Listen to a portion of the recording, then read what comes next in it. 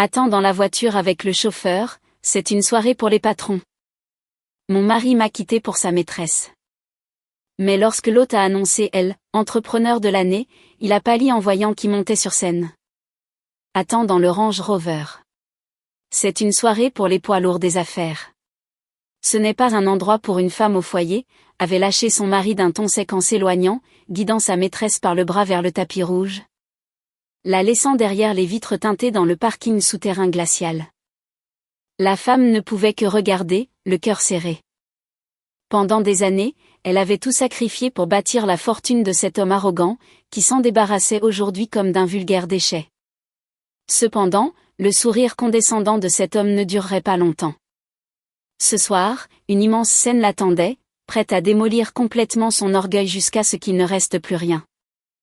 Le doux bourdonnement de la climatisation dans l'habitacle du Range Rover noir contrastait avec le tumulte lointain qui résonnait depuis le hall de l'hôtel. À l'arrière, Coralie était assise, le dos parfaitement droit. La lueur néon des lumières du parking filtrait à travers les vitres teintées, projetant des ombres légères sur son visage serein. Elle ne portait aucun maquillage, ses cheveux étaient tirés en un chignon strict qui s'accordait avec sa robe sombre, ample et démodée. Au volant, Henri, un homme d'un certain âge qui servait leur famille depuis plus d'une décennie, la regardait de temps à autre dans le rétroviseur. Une profonde ride d'inquiétude barrait le front du chauffeur chevronné. Ses mains usées agrippaient le volant, retenant une colère qu'il n'avait aucun droit d'exprimer. « Madame, est-ce que tout va bien ?» La voix d'Henri brisa le silence étouffant. « Si vous le souhaitez, je peux faire demi-tour tout de suite. Nous pouvons rentrer à la maison, madame. » Coralie offrit un sourire si discret qu'il était à peine visible. Sa main droite sortit un petit thermos argenté de son cabas en cuir. Elle dévissa lentement le bouchon. Une volute de vapeur s'éleva instantanément, libérant l'arôme intense d'un expresso noir. Fort et totalement amer. C'était le préféré de son mari, celui qu'elle préparait personnellement pour lui chaque soir. Autrefois, Vincent ne pouvait commencer aucun événement majeur sans ce café. Ce soir, le thermos restait intact dans son sac. « C'est gentil, Henri. Nous allons attendre ici. » L'événement principal n'a même pas encore commencé, dit Coralie, la voix plate et d'un calme glacial. Elle versa une petite quantité de café dans le couvercle du thermos, s'en servant comme d'une tasse, et prit une lente gorgée. Le goût âpre et amer qui envahit son palais correspondait parfaitement à son humeur du moment. Son regard se figea à travers le pare-brise, fixé sur l'entrée VIP drapée d'un brillant tapis rouge. Là, sous une pluie incessante de flashs et de projecteurs aveuglants, son mari se tenait fièrement.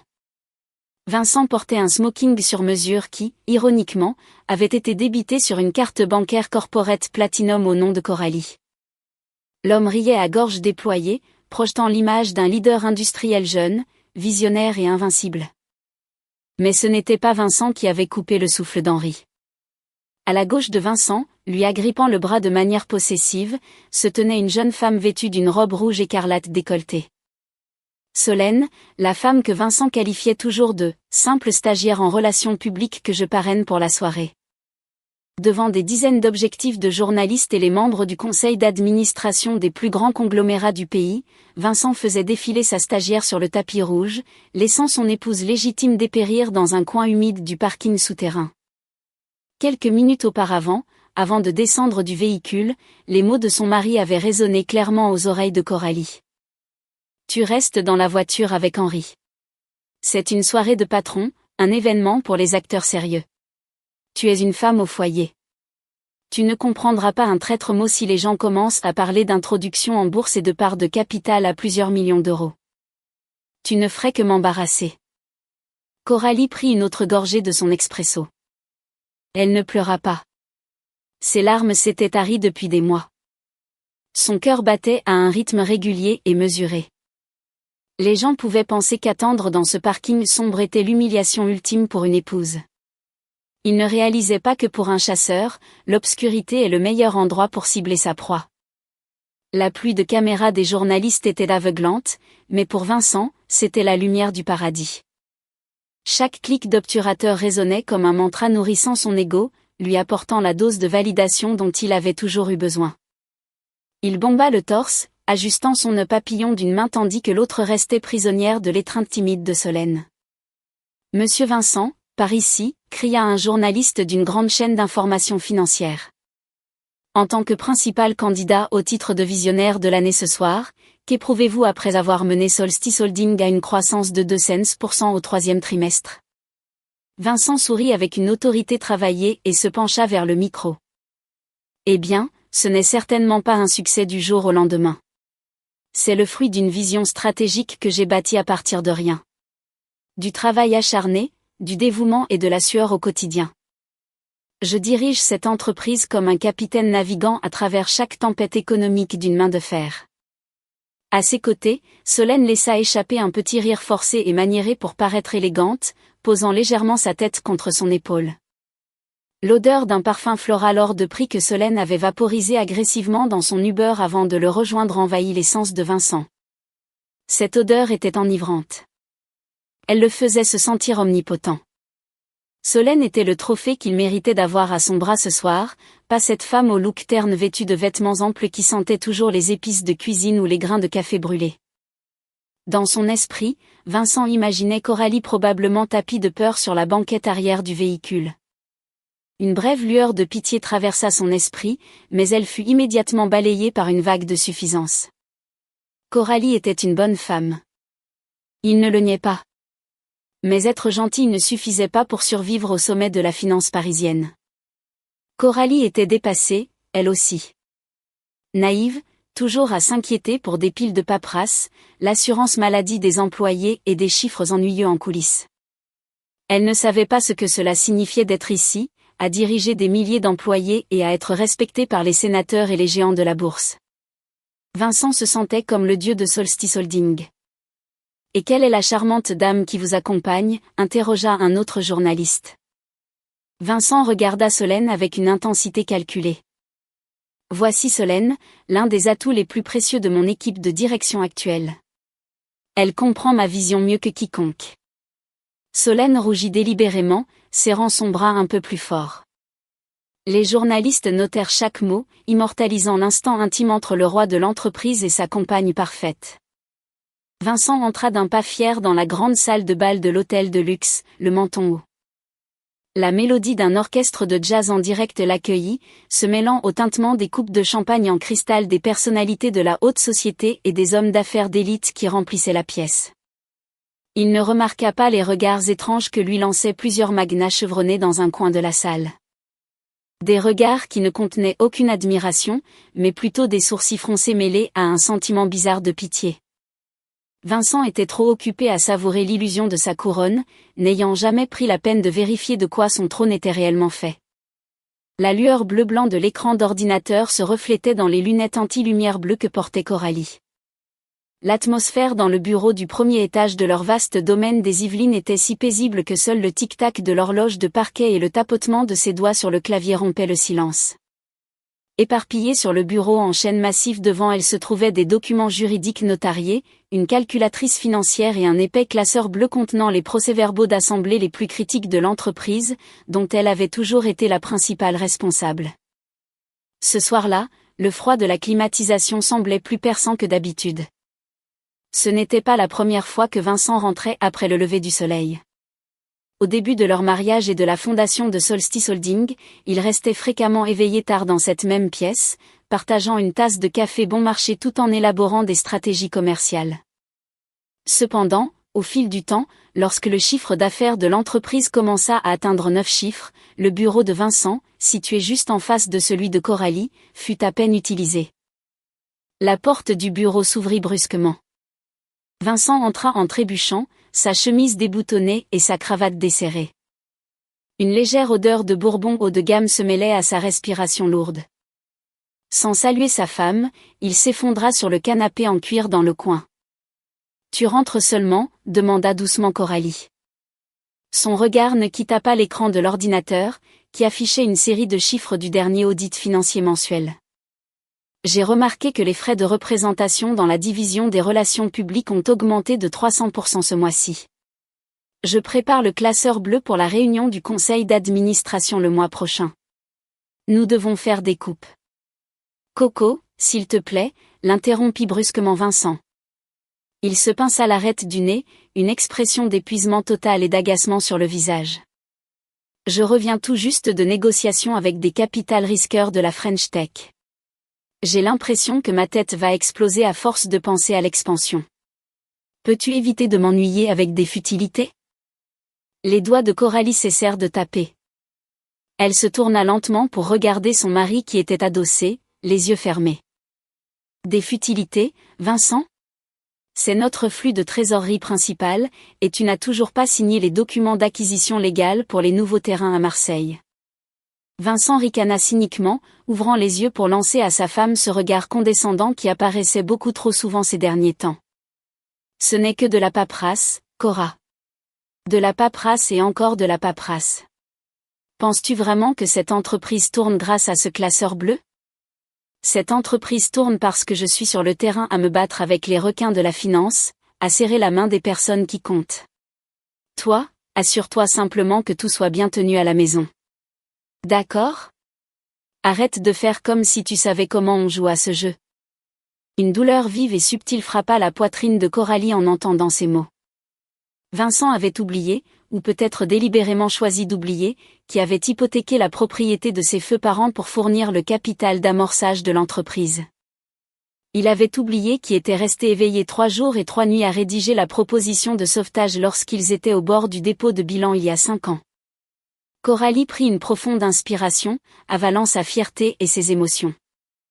Très bien, alors. Signe le dos de ce document demain matin. Je me suis déjà occupé de tout le reste. Vincent grommela simplement quelque chose d'intelligible, se leva du canapé et se dirigea vers la chambre principale sans un regard en arrière. Dans son bureau silencieux, Coralie fixa le classeur bleu devant elle. Elle caressa la couverture en plastique du bout des doigts. Elle avait toujours cru que le devoir d'une épouse était de protéger la dignité de son mari, de le laisser être le chef de famille respecté par le monde. Mais cette nuit-là, une graine de doute glacial commença à prendre racine dans son esprit, lui suggérant que l'homme qu'elle protégeait aiguisait secrètement un couteau pour la poignarder dans le dos. L'odeur de l'adoucissant à la lavande avait toujours un effet apaisant sur Coralie. Dans la buanderie lumineuse et impeccable de leur maison, elle se tenait devant le panier à linge, tenant les vêtements de Vincent. La gouvernante aurait pu facilement s'en charger, mais Coralie insistait toujours pour vérifier les poches des chemises et des vestes de son mari avant de les laver. C'était une petite routine qu'elle considérait comme une preuve de l'attention d'une épouse. La hande de Coralie fouilla la poche intérieure d'un blazer gris anthracite que Vincent avait porté quelques jours auparavant, lorsqu'il prétendait partir en voyage d'affaires à Courchevel. Ses doigts effleurèrent un morceau de papier plié négligemment. Elle le sortit. Le papier thermique était légèrement froissé. Lorsqu'elle le déplia, ses yeux se fixèrent immédiatement sur le logo d'un hôtel 5 étoiles d'élite, non pas à Courchevel, mais en plein cœur de Paris. Ses yeux parcoururent la ligne d'encre noire estompée. Suite présidentielle client, Monsieur Vincent de nuit service d'étage, 2 verres de grand cru classé, caviar au siètre. La respiration de Coralie s'arrêta pendant quelques secondes, son corps se figea. Au même moment, son odorat perçut une fragrance étrangère imprégnant le col du blazer gris. Ce n'était ni l'eau de Cologne musquée de Vincent, ni l'odeur stérile du bureau d'entreprise. C'était le parfum d'une autre femme, floral, excessivement sucré, légèrement piquant et bon marché. Sur le bord du col de la chemise blanche sous le blazer, il y avait une trace séchée et discrète de rouge à lèvres rose pâle. Pendant une minute entière, la buanderie ne fut remplie que par le bruit des battements de cœur accélérés de Coralie. Si elle avait été une femme ordinaire, elle aurait probablement hurlé, déchiré le reçu, jeté la veste par terre et confronté son mari à la seconde même. Elle aurait pu pleurer de manière hystérique, exiger des explications ou gifler l'homme qui l'avait trahi. Mais ce qui se produisit fut exactement le contraire. Ses larmes ne coulèrent pas. La sensation de brûlure qui lui consumait la poitrine se refroidit lentement, se figeant en un calme absolu et surnaturel. Son instinct d'analyste, celui-là même qu'elle utilisait pour disséquer les faiblesses des rivaux commerciaux lors de chaque négociation, prit le contrôle total. Coralie lissa le reçu froissé sur la table à repasser. Elle sortit son téléphone de la poche de sa robe. Elle photographia le reçu sous plusieurs angles sous un éclairage vif et clair. Elle photographia également la tache de rouge à lèvres sur le col de la chemise.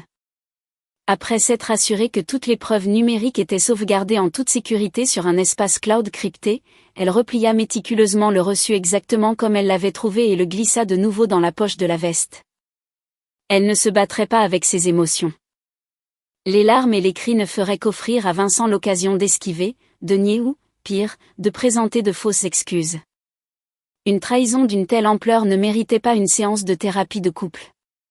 Cette trahison exigeait une exécution mathématique, menée avec un visage totalement impassible. Coralie appuya sur le bouton de la machine à laver. Le bruit de l'eau commença à couler. À partir de ce moment-là, le mariage auquel elle avait cru pendant 7 ans était mort. Ce qu'il restait n'était plus que 2 parties dans une transaction commerciale, et Coralie allait s'assurer de ne pas être celle qui y perdrait. Les talons aiguilles bordeaux claquaient nettement contre le sol en marbre du hall d'accueil du groupe Solstice, créant un rythme sec et régulier. Solène se dirigeait vers l'ascenseur exécutif, la tête haute, comme si le gratte-ciel de 100 millions d'euros était son royaume personnel. Plusieurs employés chevronnés qui attendaient les ascenseurs standards l'observaient avec un cynisme à peine dissimulé. Solène leur adressa simplement un sourire suffisant. Laissez ces moins que rien bavarder.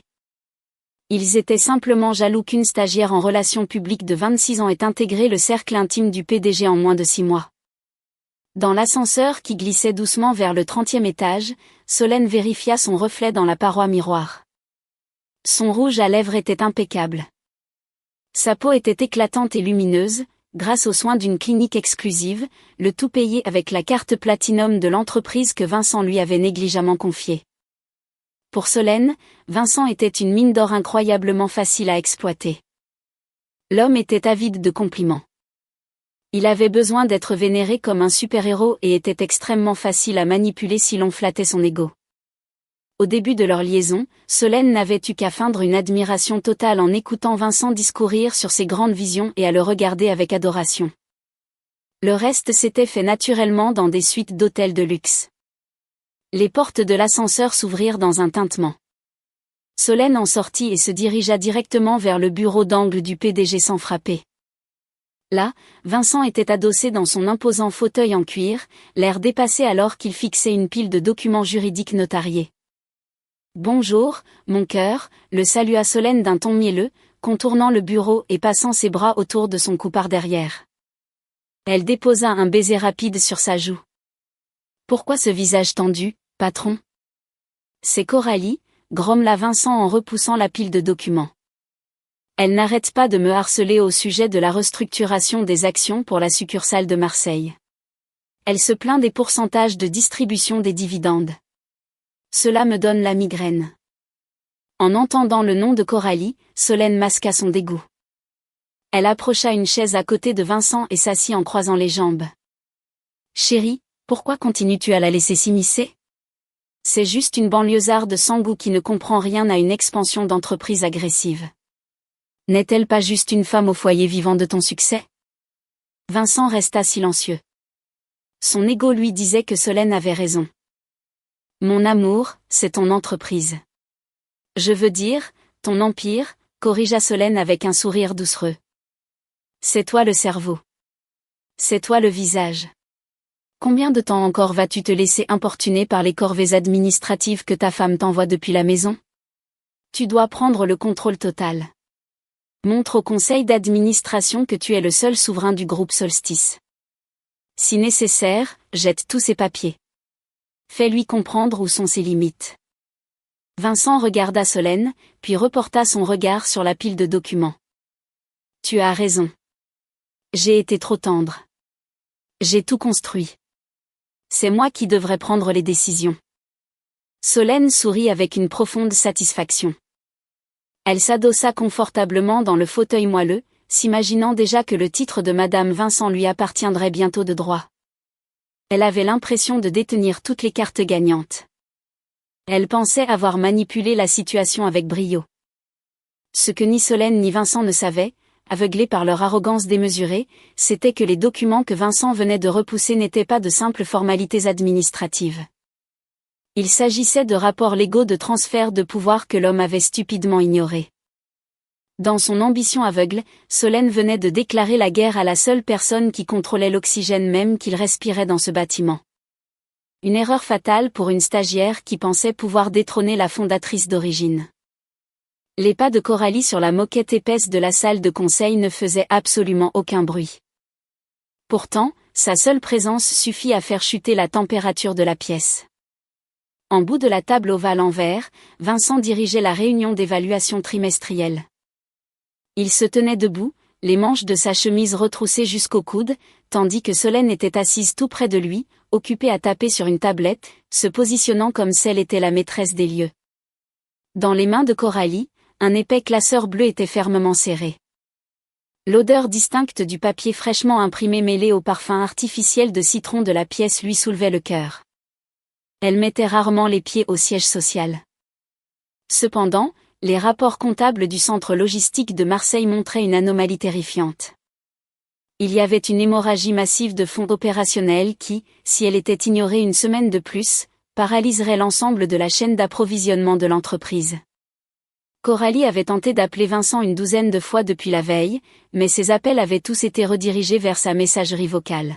« Pardonnez mon interruption », la voix de Coralie résonna, calme et assurée, coupant la présentation du directeur financier. Ce dernier se tut immédiatement, devenant livide. Tout le monde dans la pièce se tourna vers elle. Il y a une crise de liquidité dans la succursale de Marseille. Vincent, nous devons geler les dépenses de la division promotionnelle ce mois-ci pour couvrir le déficit. J'ai apporté le résumé de l'audit dans ce classeur. Vincent lança un regard noir à sa femme, la mâchoire contractée, une veine saillant sur son cou. Devant les cadres supérieurs et surtout devant Solène, qui regardait maintenant Coralie avec un rictus moqueur, Vincent sentit son autorité bafouée. « Qu'est-ce que tu fiches ici à entrer dans une réunion sans y être invité ?» siffla Vincent, d'une voix basse et menaçante. « C'est une urgence, Vincent. Si les documents de restructuration légale ne sont pas signés aujourd'hui. » Clac. Vincent frappa de la paume de la main sur la table en verre. Le bruit sec résonna bruyamment, faisant sursauter plusieurs cadres sur leur siège. Coralie ne s'y a pas. « Ça suffit », hurla Vincent, pointant du doigt les lourdes portes en acajou. « Pour qui te prends-tu pour gérer les flux de trésorerie de cette entreprise dans un cadre officiel ? Le monde des affaires à plusieurs millions d'euros n'est pas le tien. Reste à ta place et occupe-toi de la maison. N'apporte pas ta mentalité de femme au foyer paniquée dans ma salle de conseil. Tu m'embarrasses. » Un silence étouffant emplit la pièce. Solène baissa les yeux, cachant un sourire victorieux dessiné sur ses lèvres rouges foncées. Plusieurs cadres échangèrent des regards extrêmement mal à l'aise, n'osant pas respirer trop fort. Coralie resta immobile. Les mots la frappèrent de plein fouet, mais étrangement, elle ne ressentit aucune douleur. Le fil fragile qui retenait son empathie restante pour l'homme debout devant elle se rompit dans un déclic silencieux. Elle regarda lentement le classeur bleu dans ses mains, puis leva les yeux pour croiser ceux de son mari. « Très bien, si c'est ce que tu souhaites, monsieur le directeur, » dit Coralie, sa voix descendant à un murmure froid et absolu, semblable au vent d'une nuit d'hiver glaciale. Elle pivota sur ses talons et sortit, abandonnant la pièce sans se retourner. Vincent pensa qu'il venait de remporter une dispute et de réaffirmer sa dominance. Il n'avait aucune idée que le clic des portes de la salle de conseil se refermant derrière Coralie était le son du dernier clou enfoncé dans le cercueil de sa carrière. L'arôme riche de grains d'arabica torréfiés flottait dans l'air d'un café discret et feutré dans le quartier du Marais à Paris. L'endroit était conçu pour être confidentiel, dépourvu d'enseignes tapas accent grave l'œil, ce qui en faisait le refuge idéal pour les cadres ayant besoin de tenir des réunions clandestines à l'écart des regards indiscrets. Dans un box d'angle faiblement éclairé derrière une cloison en bois sculpté, Coralie était assise, le dos contre une banquette en cuir bordeaux. Elle n'avait rien commandé. À la place, elle sortit son petit thermos de son sac, versa l'expresso sombre et dense dans le couvercle, et laissa la vapeur s'élever. Elle avait besoin de cette amertume pour garder l'esprit aiguisé comme une lame de rasoir. La clochette en laiton au-dessus de l'entrée tinta doucement. Une femme vêtue d'un blazer asymétrique gris anthracite entra. Ses talons aiguilles claquaient à un rythme redoutable. C'était Delphine, l'une des avocates d'affaires les plus impitoyables de Paris, et plus important encore, la meilleure amie de Coralie depuis l'université. Quelqu'un qui savait exactement à quel point les crocs de cette femme pouvaient être acérés avant qu'elle ne décide de rester dans l'ombre de son mari.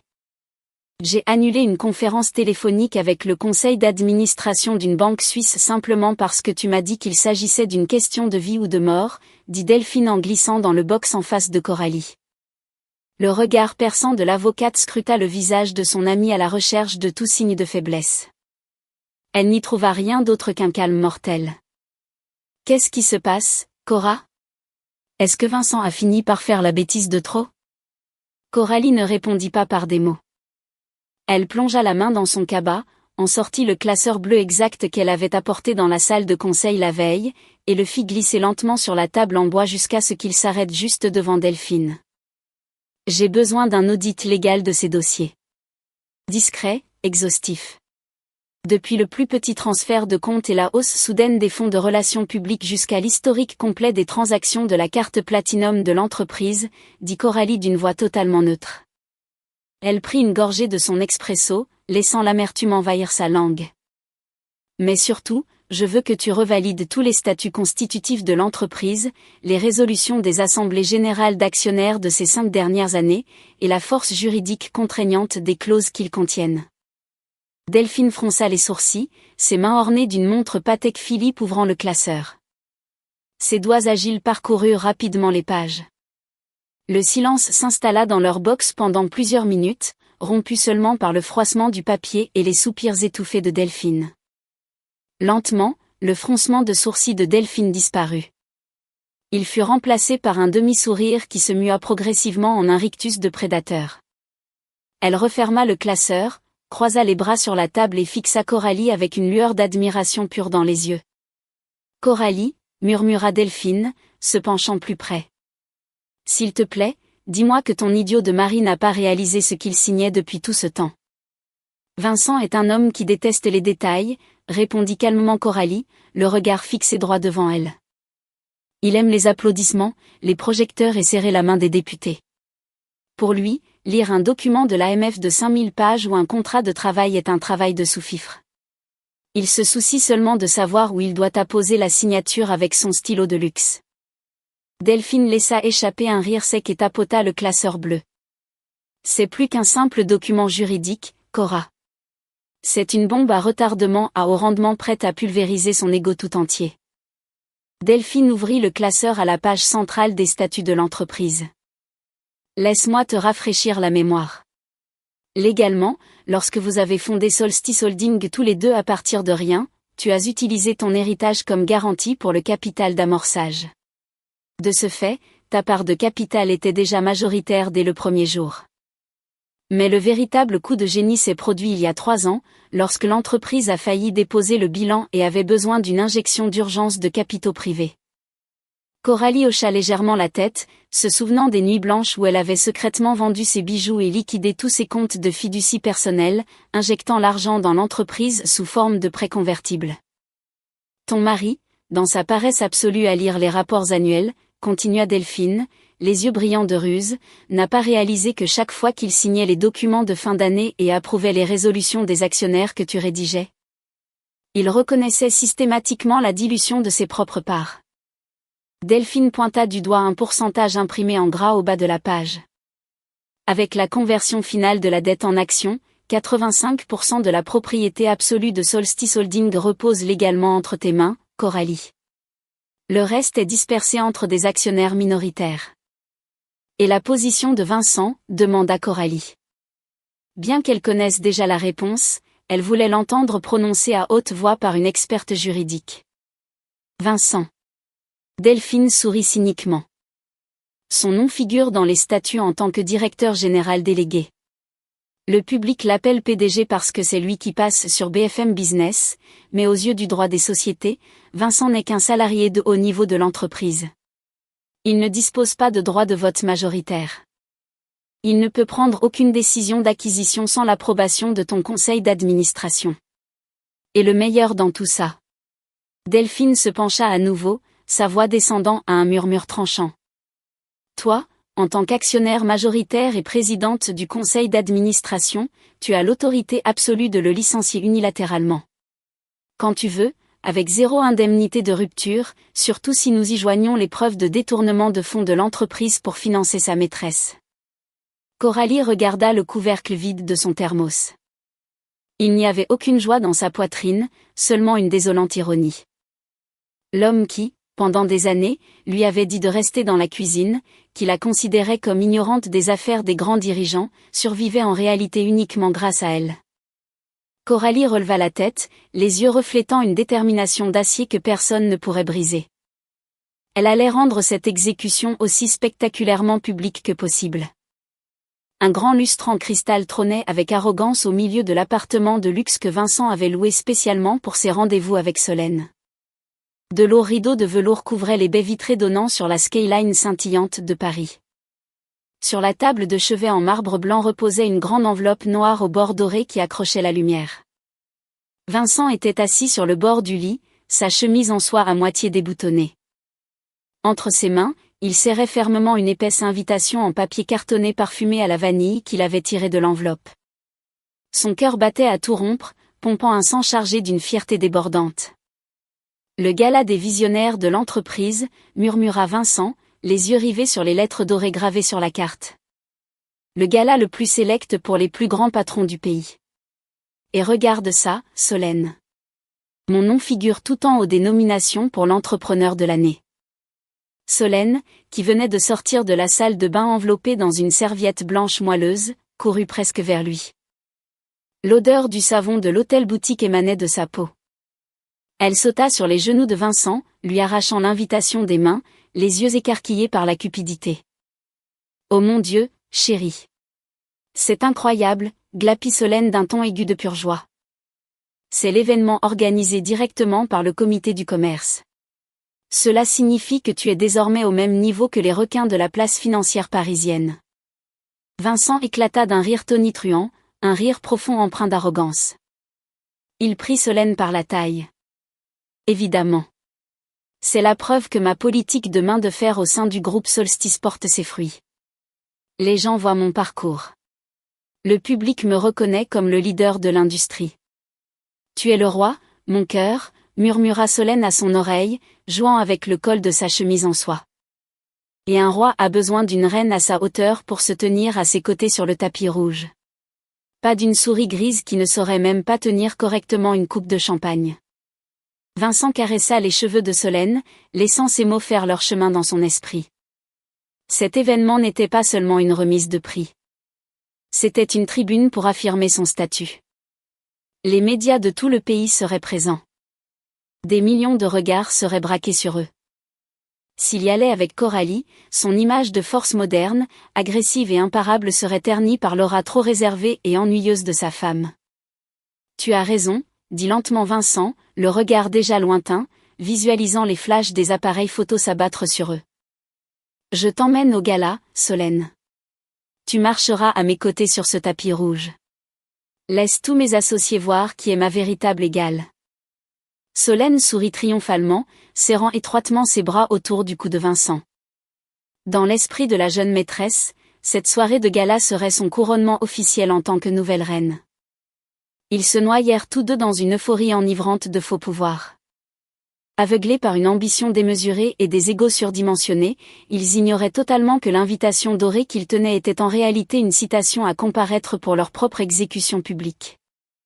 La lumière matinale du soleil filtrait à travers les fentes des rideaux de la chambre principale, illuminant les poussières qui dansaient dans l'air.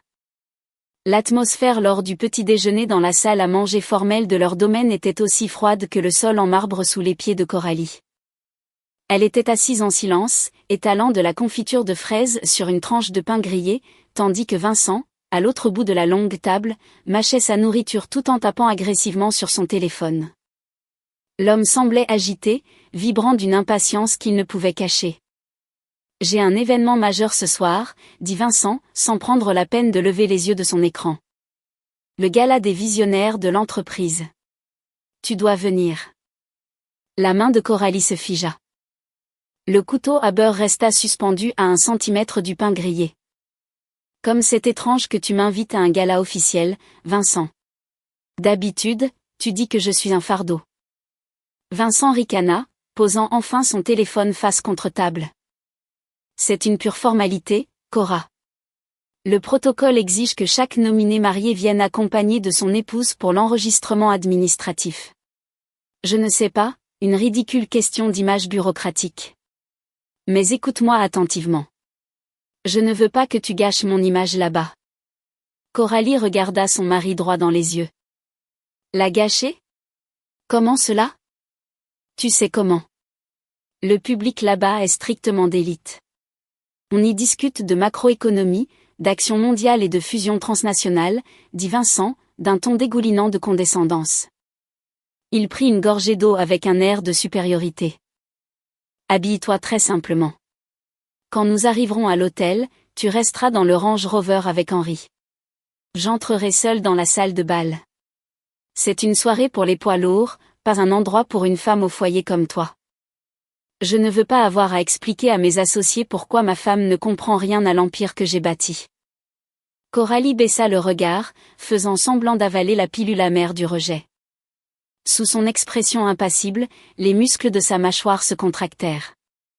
Pourtant, elle parvint à contrôler parfaitement les traits de son visage, régulant sa respiration avant de relever la tête avec cette même expression soumise qu'elle avait montrée à cet homme arrogant au cours des 7 dernières années. Très bien, Vincent, répondit doucement Coralie, presque dans un murmure de résignation. J'irai, je m'habillerai simplement, et je t'attendrai dans le parking, si c'est ce qu'il y a de mieux pour ton image. Vincent sourit de satisfaction, sentant qu'une fois de plus il avait dominé sa femme sans l'ombre d'une résistance. Il se leva de sa chaise, attrapa sa veste de costume et sortit vers le garage sans même un merci ni un au revoir. Une fois Vincent parti, Coralie se leva de table, retourna calmement dans la chambre principale et ouvrit les portes de son immense dressing. Sa main droite glissa le long des rangées de robes discrètes qu'elle portait au quotidien. Ses doigts effleurèrent une texture de soie froide et lisse. C'était une magnifique robe de soirée vert émeraude faite sur mesure qu'elle avait secrètement commandée à un grand créateur un mois auparavant. La robe était parfaitement dissimulée dans le coin le plus sombre de son dressing. Les doigts de Coralie tracèrent les perles délicates du bustier. Ses lèvres s'étirèrent lentement vers le haut, formant un sourire asymétrique que Vincent n'avait pas vu depuis des années. C'était le sourire d'un grand maître d'échecs qui venait de laisser son adversaire prendre un pion, pour mieux piéger le roi dans un échec et mat inéluctable. La mascarade matinale était terminée. Le compte à rebours avant la destruction de ce dirigeant insensé avait officiellement commencé.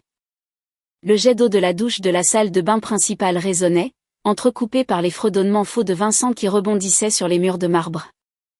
L'homme se préparait pour la nuit qu'il croyait être celle de son couronnement. À l'extérieur de la salle de bain, l'atmosphère était tout autre. Silencieuse, calculée et hautement prudente, Coralie se tenait au pied de son lit king size, glissant une valise cabine noire en polycarbonate dans un grand sac en toile qu'elle utilisait habituellement pour transporter des dossiers. À l'intérieur de la coque rigide, pliée à la perfection, se trouvait la robe en soie émeraude qui dégageait un éclat élégant et impitoyable.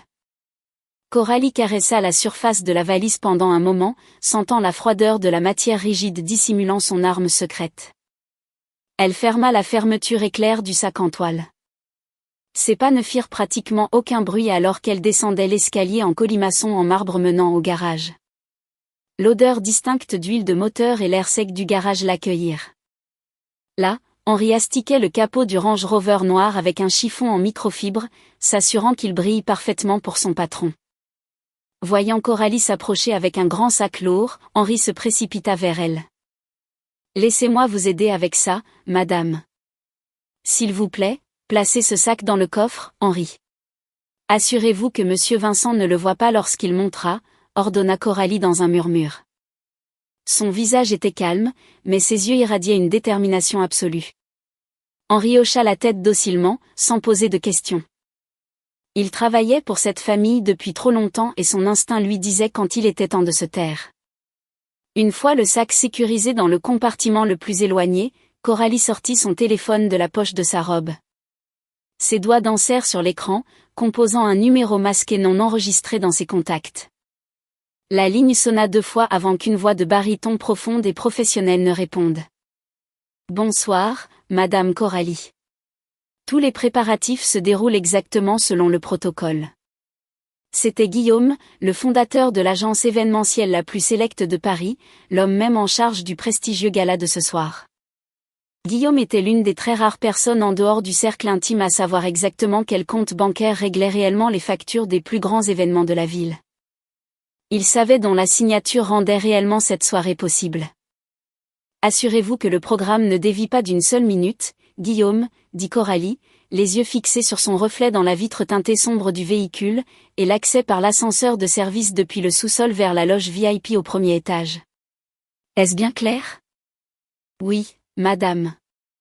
Votre avocate Delphine vous attend déjà dans la suite avec l'équipe de stylistes. Ils ont tous signé des accords de confidentialité. Nous n'attendons plus que votre arrivée. Bien. Je serai là à l'heure. Coralie raccrocha. Elle fixa l'écran sombre de son téléphone, observant son reflet une dernière fois. Il ne restait plus aucune hésitation. La scène était prête. Le scénario était écrit, et ce soir, elle dirigerait elle-même le final de la piètre pièce de son mari. Le trajet vers l'hôtel 5 étoiles de l'avenue Montaigne sembla plus long que d'habitude. À l'intérieur de l'habitacle climatisé du Range Rover, le silence était aussi épais que le brouillard du soir. L'odeur entêtante du parfum de Vincent remplissait l'espace, cherchant à le dominer, tout comme son propriétaire qui avait toujours besoin de tout régenter. Vincent était assis les jambes croisées, les yeux rivés sur l'écran de son téléphone qui projetait une lumière bleuâtre sur son visage. Ses doigts tapaient rapidement, ponctués de sourires étouffés. Coralie n'avait pas besoin de deviner à qui il écrivait. Elle pouvait imaginer Solène dans un autre Uber, se plaignant peut-être des embouteillages parisiens ou lui envoyant un selfie de son maquillage pour obtenir un compliment de son roi. Sur les genoux de Coralie, dissimulée sous les plis de sa robe terne, sa main serrait fermement la poignée d'une mallette en cuir. Reposant tranquillement à l'intérieur se trouvait le classeur bleu, ce vieil objet usé rempli de papier que Vincent avait dénigré pendant des années. Coralie caressa la texture du cuir. Ses pages juridiques vivaient. Elle battait à l'unisson avec son cœur, liant le sang et la sueur qu'elle avait sacrifiés par le passé à la justice absolue qu'elle allait réclamer ce soir. Quand je te déposerai à l'entrée, ne descends pas, dit soudainement Vincent, brisant le silence. Sa voix résonna froidement contre la vitre. Il ne regardait toujours pas sa femme. Demande à Henri de conduire la voiture directement au parking souterrain. Attends là-bas. L'événement se terminera probablement après minuit.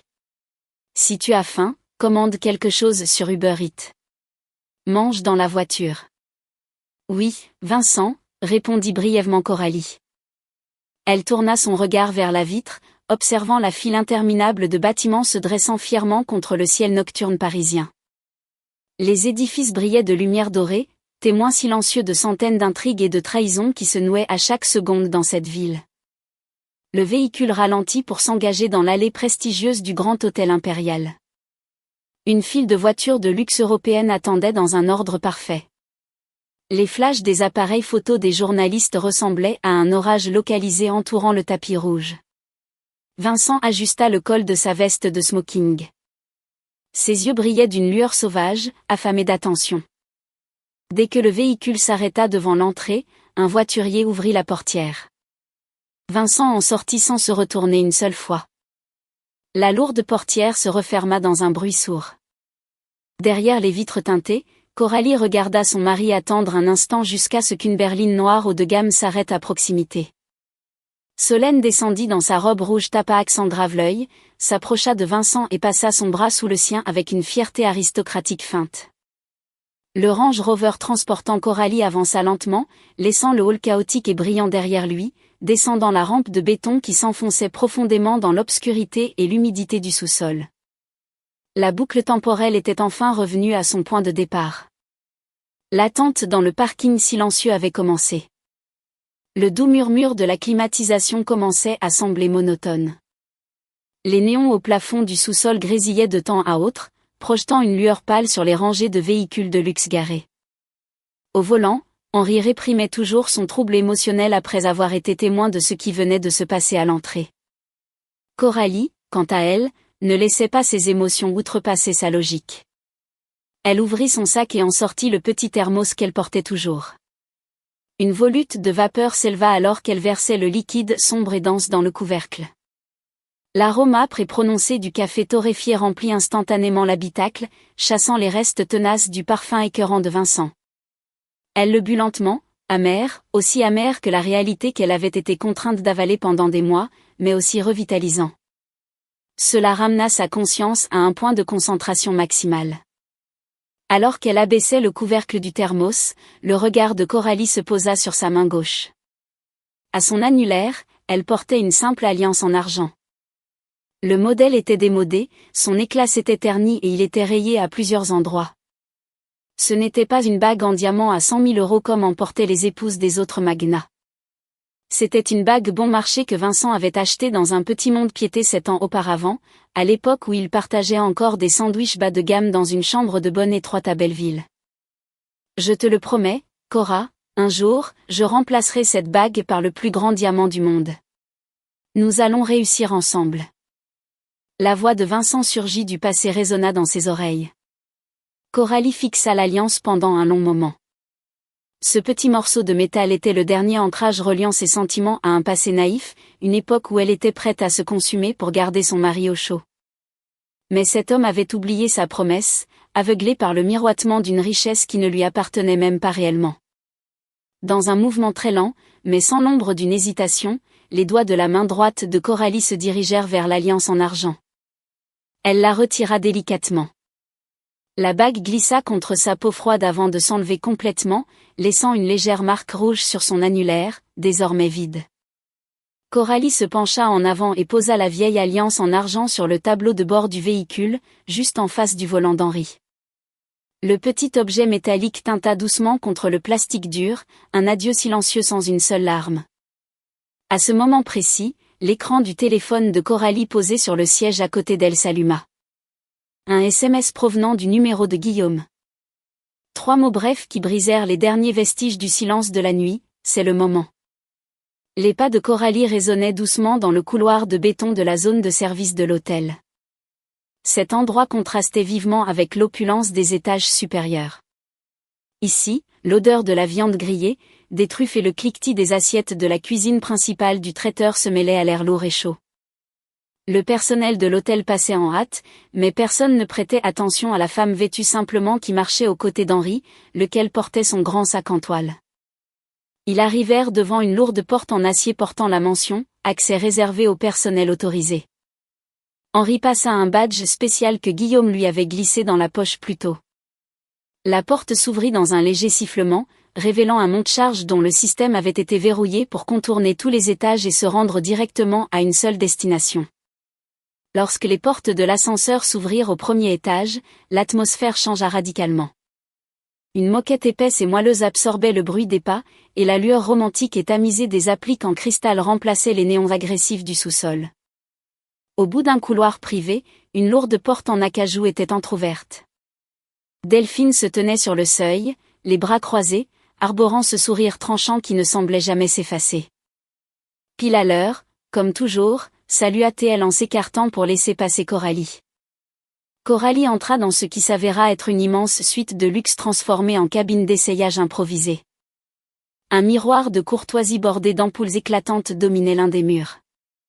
3 stylistes professionnels et conseillers en images se levèrent immédiatement, inclinant respectueusement la tête pour l'accueillir. Sur la coiffeuse en verre, Coralie posa sa mallette.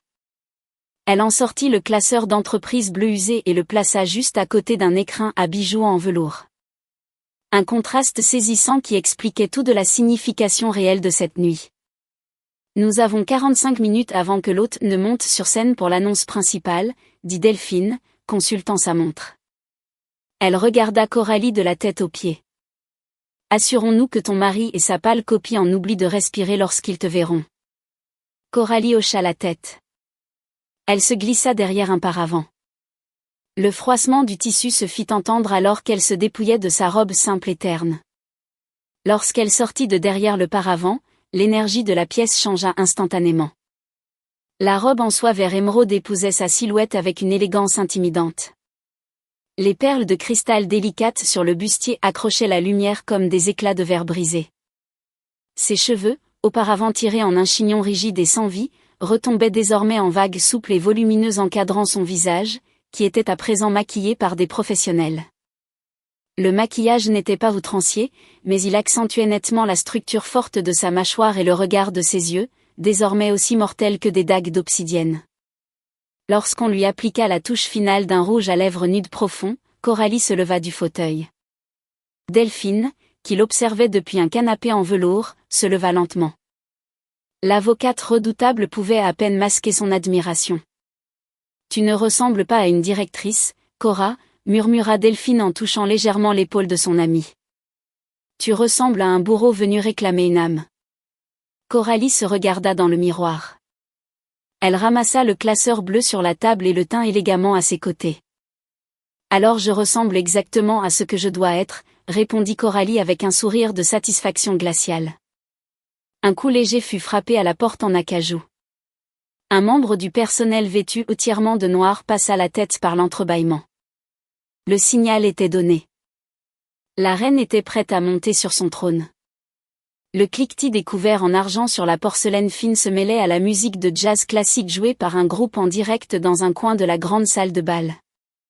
La pièce gigantesque, décorée de centaines de roses blanches et d'immenses lustres en cristal, était imprégnée de parfums coûteux, d'odeurs de cigares et de plats de truffes de classe mondiale. C'était l'écosystème des plus grands prédateurs financiers de Paris, un endroit où les sourires les plus amicaux dissimulaient souvent les intentions les plus mortelles. Au premier rang des tables rondes, la section strictement réservée aux nominés VIP, Vincent était assis, les jambes croisées, l'air incroyablement satisfait. Il faisait tourner l'eau pétillante dans son verre en cristal. Solène était pratiquement collée à lui, souriant à tous ceux qui passaient, se sentant comme si elle avait infiltré avec succès la caste absolue de la haute société. Le trimestre prochain, nous prévoyons une acquisition agressive de 2 usines de fabrication à Lyon. Notre trésorerie est incroyablement saine, il n'y a donc absolument aucun besoin de s'inquiéter de l'obtention de prêts bancaires, se vantait Vincent d'un ton de baryton délibérément haut, s'exhibant devant 2 hommes plus âgés à sa table. Ces 2 hommes étaient des magnats chevronnés de l'immobilier et du capital investissement, forts de 3 décennies d'expérience financière. En entendant les fanfaronnades de Vincent, ils échangèrent un rapide regard complice. L'un d'eux, Thibaut, força un sourire pincé et étrange. « Extraordinaire, monsieur Vincent. »« Très agressif, » dit Thibaut en prenant une gorgée de son vin. « Mais est-ce que Coralie a donné son feu vert pour cette acquisition ? D'après ce que je sais, ses calculs de risque sont notoirement stricts lorsqu'il s'agit d'étendre des actifs illiquides. » La mâchoire de Vincent se contracta en entendant le nom de sa femme prononcé dans cette assemblée. À ses côtés, Solène se racla la gorge, son expression se rembrunissant instantanément. « Coralie est mon épouse, Thibaut, » répondit Vincent avec un rire forcé, tentant de masquer son ego blessé. « Elle s'occupe des tâches administratives en coulisses, mais les décisions stratégiques au niveau du conseil d'administration sont purement entre mes mains. Elle ne s'immisce pas dans les affaires des hommes sur le véritable champ de bataille. » Thibaut et son collègue restèrent silencieux. Cette fois, le regard qu'ils lancèrent à Vincent n'était pas de la confusion, mais une pitié sincère et profonde. Ils savaient tous deux parfaitement dont le nom figurait sur les certificats de garantie à la banque, et dont la signature détenait l'autorité légale contraignante au sein du groupe Solstice. Cependant, une règle non écrite parmi l'élite leur interdisait de s'immiscer dans les règlements de comptes internes des autres sociétés. Thibaut hocha simplement la tête lentement, levant son verre dans une formule de politesse creuse pour clore la conversation. Vincent passa hautement à côté de la signification de ce regard de pitié. Il l'interpréta comme un signe de respect de la part des vieux requins envers un jeune lion en pleine expansion comme lui. Son orgueil en fut encore plus gonflé, frôlant presque le plafond de la salle de bal. Soudain, les lustres principaux de la salle s'éteignirent lentement. La musique de jazz s'estompa, remplacée par une envolée orchestrale grandiose et palpitante.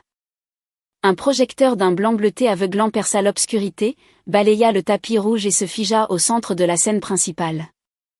Guillaume, l'autre renommé et organisateur de l'événement, s'avança d'un pas confiant vers le pupitre en acrylique transparent.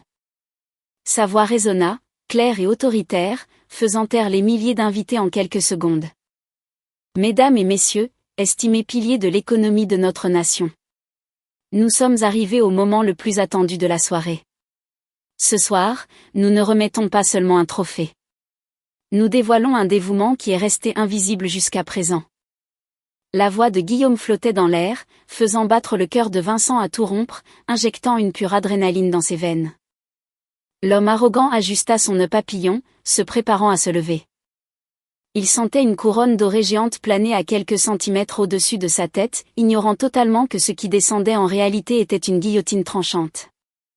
L'atmosphère dans la salle de bal devint soudainement silencieuse, comme si tout l'oxygène avait été aspiré.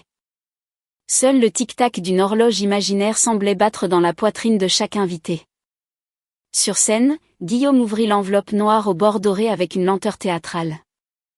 Le bruit du papier déchiré fut net, coupant le silence tendu. À sa place VIP au premier rang, Vincent s'était déjà avancé sur le bord de sa chaise. Ses paumes reposaient sur ses genoux, les muscles de ses jambes tendus, tout à fait prêt à se lever. Il avait répété son discours de victoire encore et encore dans sa tête. Comment saluerait-il les personnalités? Comment louerait-il son propre génie dans la restructuration de l'entreprise? Et bien sûr, il adresserait un léger sourire charmant à Solène, reconnaissant sa nouvelle partenaire. Solène n'était pas moins extatique. Sa main serrait la manche de la veste de smoking de Vincent si fort que ses ongles en acrylique rouge foncé perçaient presque le tissu coûteux. Sa respiration était courte.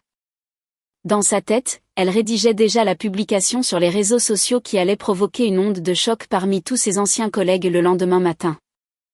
Elle était prête à être le centre de l'univers. Le prix de l'entrepreneur visionnaire de l'année de cette édition, la voix profonde de Guillaume résonna, rebondissant sur les piliers de marbre de la pièce, n'est pas jugé uniquement à l'importance des marges bénéficiaires imprimées sur un rapport financier. Le comité, composé d'experts économiques et de représentants officiels, recherchait une exception. Une figure qui ne se contente pas de s'adresser aux médias, mais qui est le véritable cerveau de l'entreprise, l'architecte silencieux d'un empire d'affaires. Vincent avala sa salive. Il hocha lentement la tête, en accord avec chaque mot prononcé par l'hôte. Oui, c'est moi. Je suis l'architecte, hurlait son esprit empreint d'arrogance. Le lauréat de ce soir, poursuivit Guillaume en marquant une pause de quelques secondes qui parurent une éternité, est l'actionnaire majoritaire qui valide chaque expansion agressive avec une brio juridique et financière extraordinaire. La fondatrice d'origine du géant de l'entreprise qui nous rassemble tous ce soir. Le sourire de Vincent s'étira jusqu'aux oreilles. Ses dents blanches brillaient sous les lumières tamisées. Il prit une profonde inspiration, se préparant à afficher un visage d'une fausse humilité travaillée. Il sentait la couronne de la victoire frôler presque ses cheveux. Il s'apprêta à monter les marches de la scène, ignorant que les pas qu'il s'apprêtait à faire reposaient sur une illusion qui allait voler en éclats. Veuillez accueillir, avec les honneurs les plus absolus. Guillaume leva les yeux de la carte du vainqueur, sa voix s'élevant, résonnant avec force, la propriétaire légitime, actionnaire majoritaire et maîtresse stratège derrière le succès du groupe Solstice. Madame Coralie. Le nom flotta dans l'air, s'écrasa contre les murs de la salle de bal et frappa les oreilles de Vincent comme une enclume d'une tonne. Vincent, dont le corps s'était déjà soulevé de quelques centimètres de sa chaise, se figea complètement. Ses poumons semblèrent oublier comment fonctionner. Son cœur sauta un battement violent et douloureux. Sa tête bourdonnait d'électricité statique. Coralie, le nom de sa femme. Pourquoi diable Guillaume mentionnait-il le nom de sa femme au foyer? Le comité avait-il fait une erreur de frappe fatale? À ses côtés, Solène eut un hoquet de surprise, le souffle coupé. Elle tourna brusquement la tête vers Vincent, les sourcils froncés par la panique, exigeant une explication que l'homme était totalement incapable de donner. Chérie, ta femme.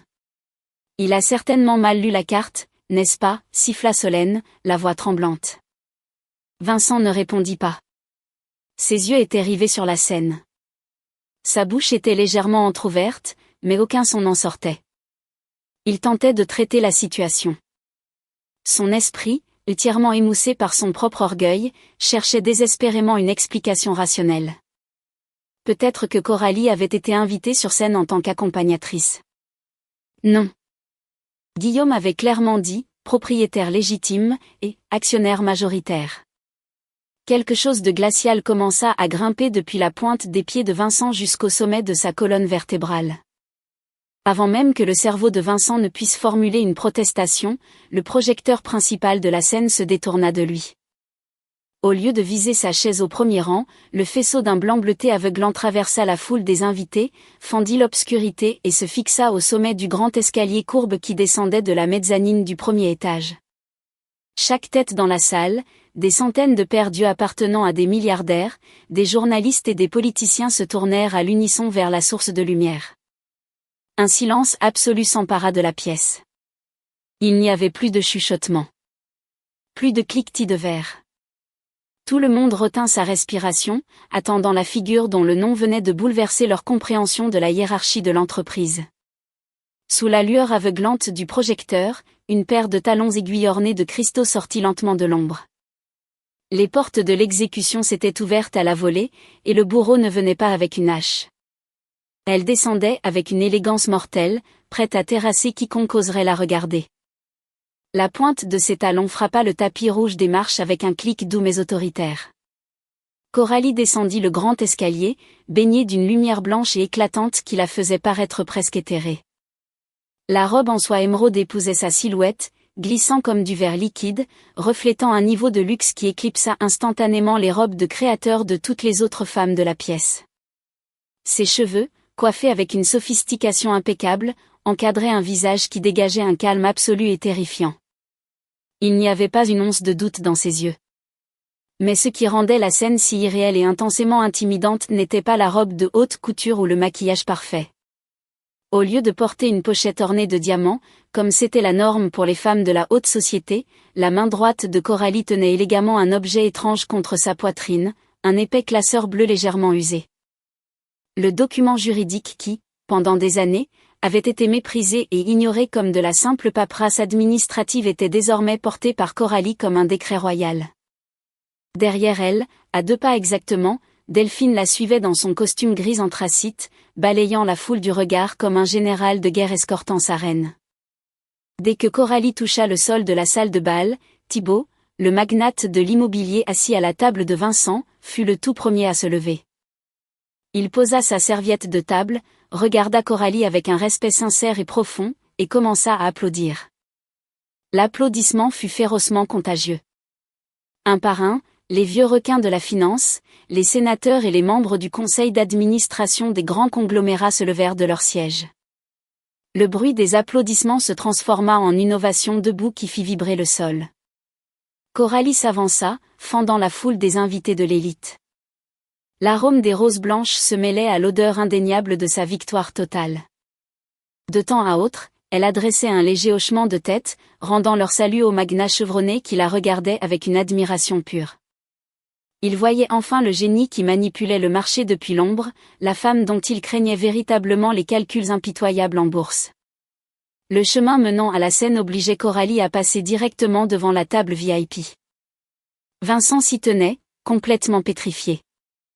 Son corps tremblait violemment. Une sueur froide trempait rapidement le col de sa chemise en soie. Il fixait la femme qui s'approchait. C'était son épouse, oui. Ses traits étaient les mêmes, mais son aura avait entièrement muté.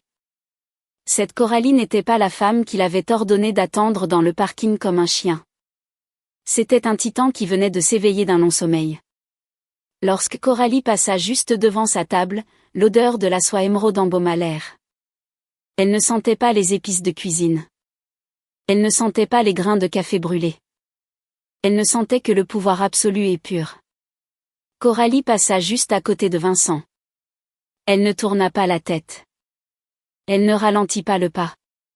Ses yeux étaient rivés sur la scène, traitant son mari comme s'il était une poussière invisible écrasée sur le tapis.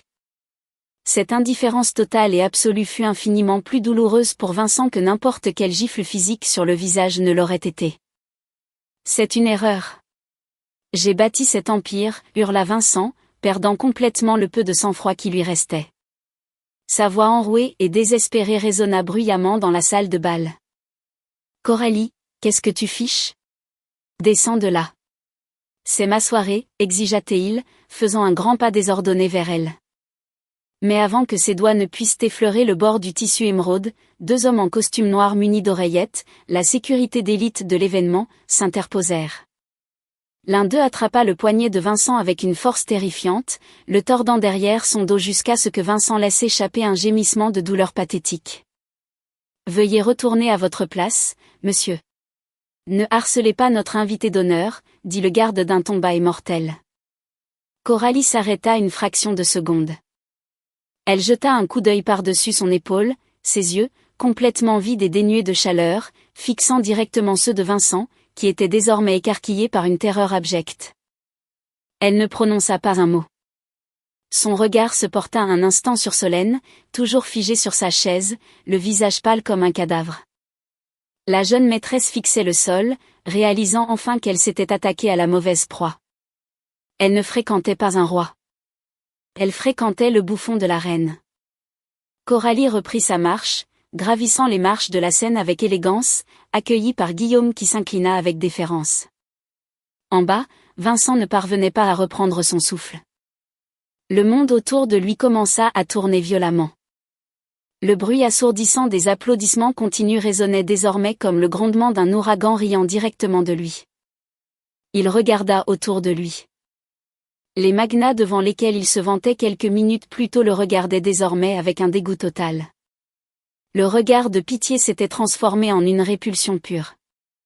Des bribes de ses conversations d'il y a des mois, lorsqu'il refusait catégoriquement de lire les documents légaux, lui revinrent à l'esprit comme des éclairs.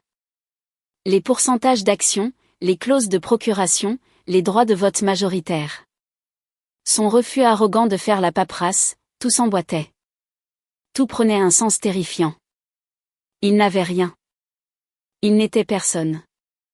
Les voitures de luxe, le domaine des Yvelines, les cartes platinum de l'entreprise, le statut. Tout cela n'était qu'un prêt. Un prêt qui pouvait être révoqué à chaque seconde par la femme debout sur cette scène. La honte insoutenable combinée à la terreur pure d'une faillite personnelle imminente assaillir le système nerveux de Vincent en même temps. Son cœur battait de manière irrégulière. Des taches noires envahirent sa vision périphérique. Ses jambes tremblantes se dérobèrent complètement. Devant des centaines de pères d'yeux l'observant avec un mépris souverain, le corps de Vincent s'effondra sur le tapis, inconscient, enterré vivant sous les décombres de son propre orgueil colossal. Coralie se tenait derrière le pupitre en acrylique transparent. La chaleur du projecteur était agréable sur son visage. Devant elle, des centaines d'invités se rasseyaient lentement, laissant place à un silence lourd d'anticipation. Depuis la scène, le regard de Coralie balaya la salle immense. Ses yeux captèrent par inadvertance une légère agitation dans le coin éloigné du premier rang. Plusieurs agents de sécurité traînaient à la hâte le corps inanimé d'un homme en smoking, le faisant sortir par une porte dérobée pour ne pas gâcher l'esthétique de l'événement. Juste derrière eux, une femme en robe rouge se couvrait le visage d'une petite pochette, pleurant dans une panique absolue alors qu'elle trébuchait à leur suite. Coralie prit une profonde inspiration. Son pouce gauche frotta inconsciemment la base de son annulaire, désormais vide et froid. Elle ressentit un pincement de douleur passager dans la poitrine. Un vieux souvenir de 2 sandwichs bon marché partagés dans un petit appartement de Belleville 7 ans auparavant lui traversa l'esprit. Cette victoire, bien que spectaculaire, restait une pierre tombale marquant la mort de ses rêves de jeunesse. L'alliance en argent qu'elle avait laissée sur le tableau de bord du Range Rover ne reviendrait jamais. Cependant, dépérir au sein d'un mensonge n'avait jamais été une option. Elle plaça le lourd trophée en cristal qu'on venait de lui remettre juste à côté du classeur bleu sur le pupitre. Elle se pencha vers le micro. « Merci. » Sa voix flotta dans l'air, nette, calme, portant une gravité qui incita chaque personne dans la salle à se pencher pour l'écouter. Ce soir, ce prix n'est pas seulement une validation des chiffres que nous avons atteints sur un bilan comptable. C'est un rappel de la fondation même de l'entreprise. Beaucoup pensent qu'une affaire à plusieurs millions d'euros repose entièrement sur celui qui se tient à l'avant, qui a la voix la plus forte dans la salle de conseil ou qui accorde le plus d'entretien sur les chaînes d'information financière. Coralie marqua une pause, laissant le silence absorber ses paroles. Elle regarda directement la chaise vide que Vincent venait de quitter. Pendant des années, j'ai choisi de travailler dans un silence total, sécurisant les aspects juridiques, garantissant que les fondations de l'entreprise ne s'effondreraient pas lorsqu'elle serait battue par les tempêtes d'une ambition aveugle et incontrôlée. Quelqu'un de très proche m'a dit récemment que le monde des affaires n'était pas le mien, que ma place était strictement en coulisses parce que je n'y comprenais rien. Un murmure discret parcourut la foule alors que les invités de l'élite commençaient à relier les pièces du drame brutal et silencieux dont ils venaient d'être témoins. Coralie sourit légèrement, son regard s'aiguisant comme de l'acier.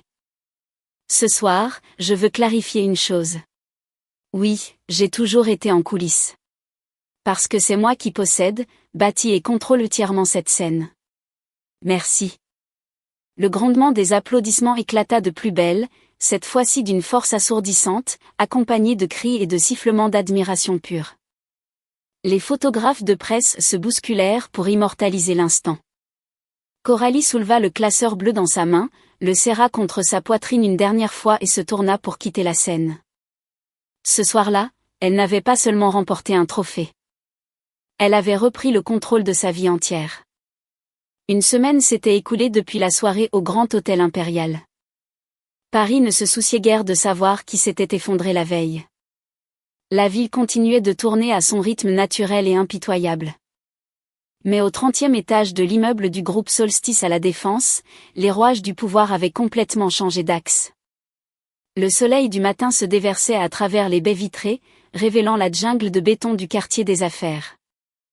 Le bureau d'angle du PDG, autrefois un désordre masculin parsemé d'équipements de golf de Vincent, avait été complètement transformé. Il était désormais impeccable, sentait discrètement la vanille et était bordé d'étagères en acajou où s'alignaient des rapports financiers classés avec une précision chirurgicale.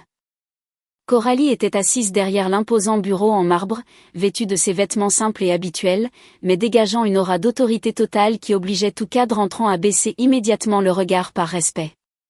Elle ne se cachait plus dans le bureau du premier étage de la maison des Yvelines. La porte s'ouvrit sans frapper, et Delphine entra, tenant un dossier en carton simple. L'avocate souriait de toutes ses dents et lança le dossier sur le bureau. Les documents de licenciement de Vincent ont été officiellement ratifiés par le conseil d'administration hier soir, rapporta Delphine en s'installant sur le canapé des invités. Licencié pour faute grave. Manquement aux obligations fiduciaires et détournement de fonds sociaux. Comme je te l'avais promis, ces indemnités de départ sont annulées. Il ne touchera pas un seul centime de rupture. Delphine croisa les jambes, l'air immensément satisfaite. De plus, les documents de divorce sont sur le bureau du juge. Heureusement que tu as insisté sur ce contrat de mariage en béton avant de vous unir. Cet idiot ne touchera pas un centime de tes parts de capital. Ses cartes de crédit d'entreprise ont été définitivement bloquées et sa voiture de fonction a été saisie par notre service juridique ce matin à 6 heures. Coralie jeta un coup d'œil au dossier en carton une fraction de seconde, ne montrant aucun intérêt particulier. Et la fille, Solène ? Delphine laissa échapper un rire sec. Elle a envoyé sa démission par email à 8 heures le lendemain du gala.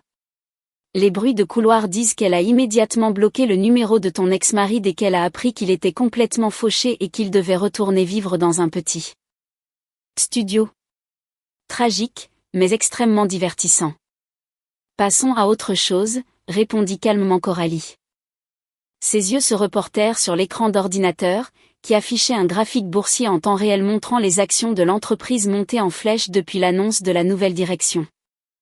Dans un coin de son bureau, juste à côté des statuts d'origine de l'entreprise désormais encadrés sous verre comme un rappel quotidien, reposait un petit thermos argenté. Coralie tendit le bras, dévissa le couvercle et versa l'expresso sombre et dense, qui dégageait encore une légère vapeur. Elle prit une gorgée. Le goût amer qui envahit sa bouche était exactement le même que la semaine dernière, le mois dernier et l'année dernière. Son mariage s'était transformé en cendres. Il restait une cicatrice invisible dissimulée dans un coin de son cœur, un prix très élevé payé pour une leçon de confiance. Trahir son propre passé n'est jamais facile. Mais alors que Coralie observait son reflet dans la grande baille vitrée surplombant Paris, elle savait une chose avec une certitude absolue. Il n'y avait plus d'ombre dans laquelle se cacher. À partir de ce jour, elle était le soleil de son propre univers. Elle prit une autre gorgée de café noir, posa la tasse et commença à taper la stratégie de sa prochaine acquisition. La vie continuait, et elle avait bien l'intention de la diriger.